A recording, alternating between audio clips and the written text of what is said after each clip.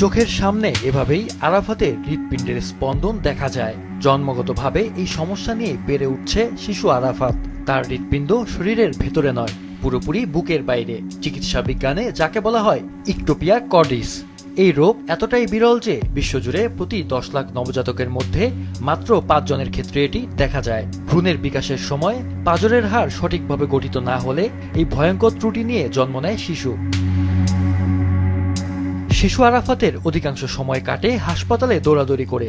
না পারে স্কুলে গিয়ে পড়াশোনা করতে, না পারে বন্ধুদের সাথে খেলাধুলা করতে, অথচ বড় হয়ে দেশের জন্য কাজ করবে এমন স্বপ্নই বয়ে বেড়াচ্ছে সে। আমার বুকে প্রতিনিয়ত অনেক ব্যথা করে, আমি খাইতে পারি না, হাঁটাচলা করতে পারি না। আর কদিন পরে পরে নিয়ে হাসপাতালে দৌড়াদৌড়ি করা লাগে। স্কুলে যেতে ইচ্ছা করে, বড় হয়ে কিছু করে দেখাবো সবাইকে। স্কুলে যেতে পারিতেছি না, বা আমার ছোট ভাই বোনের আছে, বা ওদের সাথে খেলতে যাইতে পারি না। বন্ধুরা আছে আমার, এরা খেলে না আমার সাথে। শিশু আরাফাতের মা বাবা সন্তানের জীবন নিয়ে ভীষণ উদ্বিগ্ন। ছেলেকে হারানোর শঙ্কাও করেন তারা।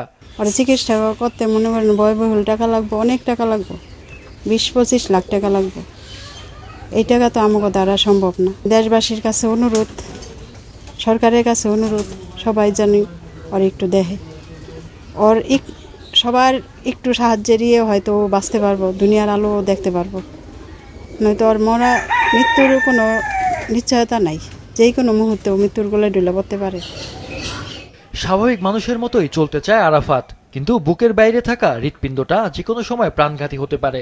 সার্জারি করে স্বাভাবিক জীবনে ফিরতে অনেক টাকার প্রয়োজন, যা অসহায় এই পরিবারের পক্ষে জোগাড় করা কোনোভাবেই সম্ভব নয়। বিভিন্ন মেডিকেলে নিয়ে গেছি আর কি, এরকম দৌড়াদৌড়ির মধ্যে আছি। ডাক্তাররা নিলে পদা আপনার ঠিক মতন ওষুধ লিখতেছে না, তারা খালি ভিডিও বেশি করে।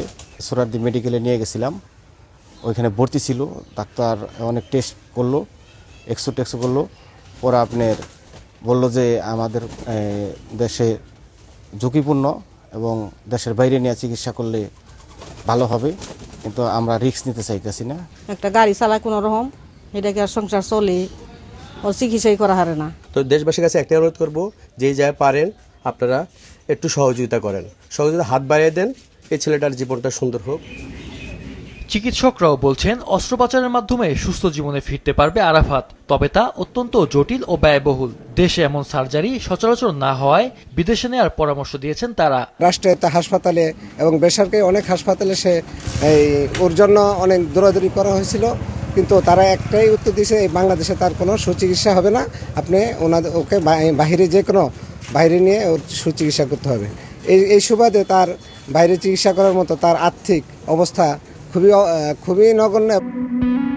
মানুষ মানুষের জন্য একজন আরাফাতের বুকের ভার আমরা সবাই যদি একটু হলেও বহন করি, তবেই শিশুটি ফিরতে পারে স্বাভাবিক জীবনে, হাসি ফুটতে পারে অসহায় মা বাবার মুখে। মাহফুজুল হাসান, মাছরাঙা নিউজ ডেস্ক।